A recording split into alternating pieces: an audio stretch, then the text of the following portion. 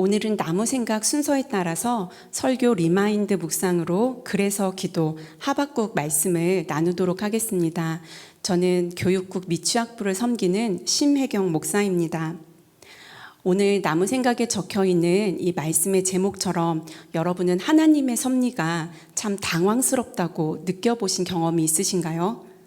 믿음과 확신을 가지고 기도해온 일들에 대해서 하나님의 인도하심이 내 기대와 다를 때 우리는 당황하기도 하고 하나님 저한테 왜 이렇게 하세요? 하면서 원망과 불평을 하기도 합니다. 기도하면서 우리가 겪는 두 가지의 어려움이 있습니다. 첫 번째는 열심히 기도하지만 하나님께서 내 기도를 전혀 듣지 않으시는 것 같이 느껴질 때입니다.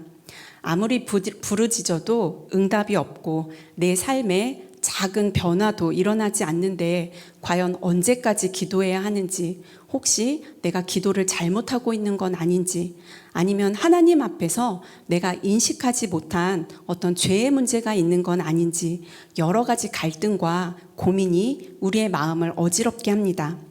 두 번째는 하나님께서 기도의 응답을 주셨는데 그것이 내 마음에 들지 않을 때입니다.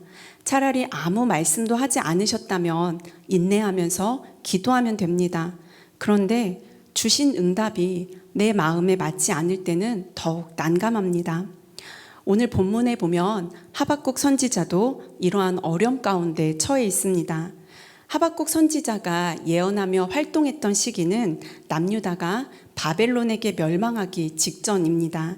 그는 하나님의 백성들이 타락해가는 모습을 지켜보면서 아수르에게 멸망당한 북왕국 이스라엘처럼 유다도 바벨론에게 멸망당할 것 같은 그런 불안함을 느끼고 있었습니다. 혼란스럽고 고통이 가득한 때에 민족의 아픔을 바라보면서 하나님 이 나라를 고쳐주세요. 이 백성을 불쌍히 여겨주세요. 하고 기도했지만 아무런 응답이 없었습니다. 때때로 우리 삶에서도 하나님께서 귀를 닫으시고 마치 우리의 기도를 듣지 않는 것처럼 생각되어질 때가 있습니다. 그러나 성경을 보면 하나님께서는 모든 기도를 들으시는 분입니다. 출애굽기 3장 7절에 하나님이 이스라엘 백성들이 그들의 감독자로 말미암아 부르짖는 것을 모두 듣고 있다고 말씀하셨습니다. 이스라엘 백성들이 애굽에서 종살이하는 430년 시간 동안 그들이 기도한 것을 하나님은 모두 들으셨습니다. 그러나 하나님이 다 듣고 계셨지만 즉시 행동하지 않았을 뿐입니다. 그 이유는 인간이 생각하는 때와 하나님의 때가 다르기 때문입니다. 우리는 지금 당장 하나님이 움직여 주시기를 기대하지만 하나님은 지금은 때가 아니니 조금 더 기다려라 이렇게 말씀하실 때가 있습니다. 따라서 우리는 기도할 때 하나님이 모두 듣고 계시다는 사실을 반드시 기억해야 합니다. 사람들은 지나온 과거와 내가 현재 살아가고 있는 삶 밖에는 알지 못합니다. 아직 경험해 보지 않은 미래에 대해서 우리는 아무것도 알지 못하기 때문에 염려하고 불안하고 두려움 가운데 있는 것입니다.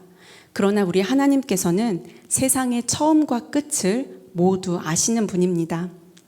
반드시 하나님이 행동하실 때가 있다는 것을 믿어야 합니다. 지금 아무리 응답이 없는 것 같아서 내가 답답해 죽을 지경이라도 결코 그것이 끝이 아닙니다. 하나님의 섭리와 계획에 여러분의 모든 근심을 맡기십시오. 두 번째, 하박국 선지자의 고민은 하나님, 이 백성들이 너무 포악합니다. 이들이 변론과 분쟁으로 치우쳐 있습니다. 고쳐주십시오. 이렇게 기도하고 있는데 하나님께서는 다음과 같이 응답하십니다. 내가 갈대아 사람 바벨론을 일으켰다. 그들이 이 나라를 집어삼킬 것이다. 하박국 선지자는 하나님의 이 같은 응답에 대해서 동의할 수가 없었습니다. 하나님, 제가 백성들의 행태를 고쳐달라고 기도했지 언제 악한 민족을 일으켜서 우리를 심판해달라고 기도했나요? 하나님, 왜 이렇게 하십니까? 아무리 생각해도 이건 아니지 않습니까? 바벨론은 포악하고 또 하나님을 섬기지 않는 자들 가운데 가장 악한 자들입니다. 그런데 어떻게 그들을 통해서 이렇게 하실 수 있으십니까? 하박국 선지자는 하나님 앞에 항변합니다. 이스라엘 백성들이 자기들의 죄로 인해서 심판받는 것은 받아들일 수 있지만 악을 미워하시는 하나님께서 왜 이스라엘보다 더 악한 바벨론은 내버려두고 유다만 이렇게 징벌하냐는 것입니다. 유다보다도 조금도 나을 것이 없는 바벨론을 도구로 사용해서 심판하시겠다는 것을 이해할 수 없었습니다. 어쩌면 이것은 오늘날 우리들의 질문이기도 합니다. 세상 안에는 악이 강력합니다. 그런데 벌을 받아야 할 것 같은 그러한 사람들이 전혀 벌을 받지 않고 오히려 더 성공하고 잘 지내는 것처럼 보일 때 우리는 의문을 갖게 됩니다. 너무나도 타락하고 악하여서 불법이 판을 치는 이 시대에 하나님께서 지나치게 관용을 베푸시는 것은 아닌지 그런 의문을 갖기도 합니다. 그런데 오늘 본문 13절에 주께서는 눈이 정결하심으로 악을 참아보지 못하시며 패역을 참아보지 못하시는데 어째서 거짓된 자들을 방관하며 악인이 자기보다 의로운 사람을 삼키는데 잠잠하냐고. 하박국은 이렇게 비록 우리도 말씀대로 살지는 못할 때가 많지만 그래도 그들보다는 우리가 조금은 더 낫다라는 그런 생각 때문이었습니다. 하나님의 공의에 대해서 의심하고 있는 것입니다. 오늘 17절 말씀에 보니까 그가 그물을 떨고는 계속하여 여러 나라를 무자비하게 멸망시키는 것이 옳습니까? 이렇게 묻습니다. 하박국이 기도의 응답은 받았지만 하나님이 주신 응답이 자기의 마음에 맞지 않았습니다. 이처럼 우리도 하나님께서 우리에게 주신 기도의 응답이 내 마음에 들지 않을 때가 있습니다. 내가 원하는 것과 하나님이 주신 응답이 다를 때 과연 우리는 어떻게 해야 할까요? 그때 우리가 붙잡아야 할 것은 바로 순종입니다. 하나님께서는 온 세상을 창조하시고 다스리시는 분입니다. 나를 지으신 하나님께서 반드시 선한 길로, 가장 선한 길로 인도할 것이라는 것을 우리는 신뢰해야 합니다. 사랑이 많으신 하나님의 은총을 전적으로 신뢰하고 순종하며 나아가는 저와 여러분이 되기를 소원합니다. 비록 지금은 이해되지 않지만 순종하겠습니다. 전적으로 동의할 수 없지만 순종하겠습니다. 훗날 시간이 지나면 하나님의 섭리를 보여주십시오. 이렇게 기도하는 것이 우리가 할 수 있는 유일한 방법입니다. 우리가 꿈꾸고 기대하는 것이 이루어지는 것도 축복일 수 있습니다.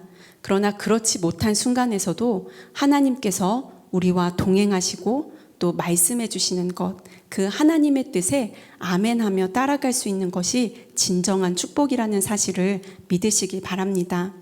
그랬을 때 여러분들의 삶 가운데서 지나온 시간을 돌이켜 볼 때 그 당시에는 그것이 하나님의 축복인지 전혀 알지 못했지만 나중에 생각했을 때 그때 하나님께서 이렇게 인도하신 이유가 있었구나, 오히려 이것이 축복이었구나, 이렇게 고백했던 경험들 분명히 여러분 가운데도 있을 것입니다. 우리는 어려운 인생의 문제를 만났을 때 즉시 대답해 줄 수 있는 사람, 또 나에게 눈에 보이는 도움을 줄 수 있을 것 같은 사람을 먼저 찾고자 하는 그런 유혹을 받을 때가 많습니다. 그러나 우리 인생에 답을 갖고 계신 분은 하나님, 유일한 하나님 한 분입니다. 그리고 그 뜻을 발견하는 것이 기도입니다. 오늘 하박국 선지자의 모습을 통해서 우리가 배운 것처럼 아무리 응답이 더디더라도 낙심하지 않고 기다리는 저와 여러분이 되기를 소원합니다. 또한 하나님이 주신 응답이 내 생각, 내 기대와 다를지라도 순종할 수 있는 우리 모두가 되기를 축복합니다.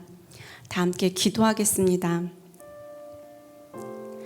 하나님 아버지, 저희로 하여금 불완전하고 악이 가득한 이 세상을 살아가는 가운데 때때로 상한 마음을 가지고 주님 앞에 나올 때가 있습니다. 그럼에도 불구하고 진리 안에서 주님께 나아가는 저희들이 될 수 있도록 인도하여 주시옵소서. 하나님께서 저희를 가르치시고 말씀하시는 것을 배우고 들으며 평생 이 기도 속에서 우리를 빚어가시는 하나님의 은혜를 힘입는 저희들이 되기를 간절히 소원합니다.